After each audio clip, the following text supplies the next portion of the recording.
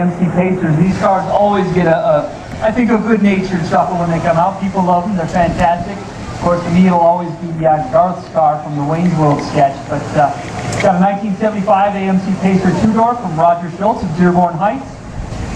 76 American Motor Pacer from Carol DeBossart. All on YouTube, too. Excellent, of Shelby Township, Michigan. Let them know.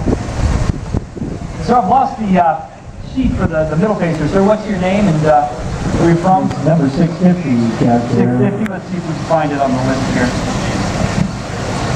Yeah, Roger Schultz of Dearborn Heights brings in 375 AMC Pacer. Someone had made the observation to me yesterday, particularly with this Avani anniversary, these Pacers almost look like you took an Avani and squished it lengthwise in a vise. I guess I could see that as you look at them, but they're interesting cars. They were introduced in 1975 as mid-year models, and they were billed as being the first wide small car in the U.S. And prior to that, small cars were small in all dimensions. These have been designed to look wide, and they are. I've always loved the backs on them. A lot of glass back there, very sunny. You could grow plants in there, I think, very well through the winter, even as a greenhouse. Yeah, that's really a good point. I guess I feel like I'm more confined in a contemporary car when I drive. Even my own car, which is not brand new, I'm driving a 2009 model.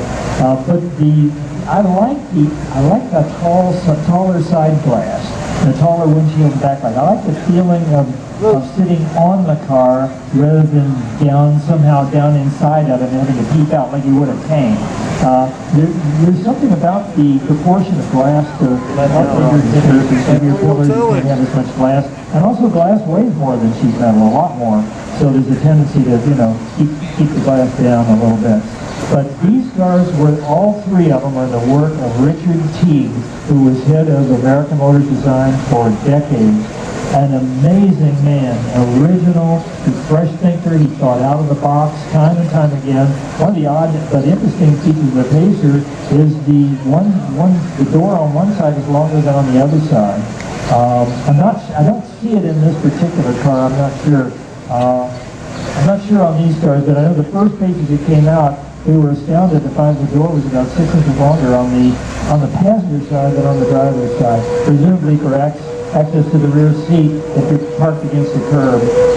But they're fresh, they're original, they're very, very American. And incidentally, the Porsche 328, one of the great Porsches, front-engine Porsches, owes its backlight and upper design to the Pacer.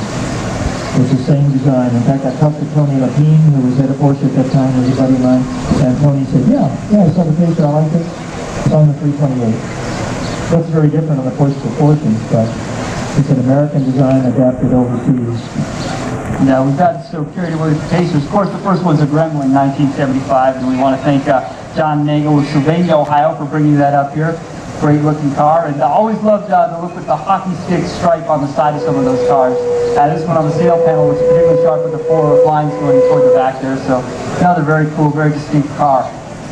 Boy, I'll say, that is really personality. Incredible. Incredible. Well, thank you to all three of you for coming up.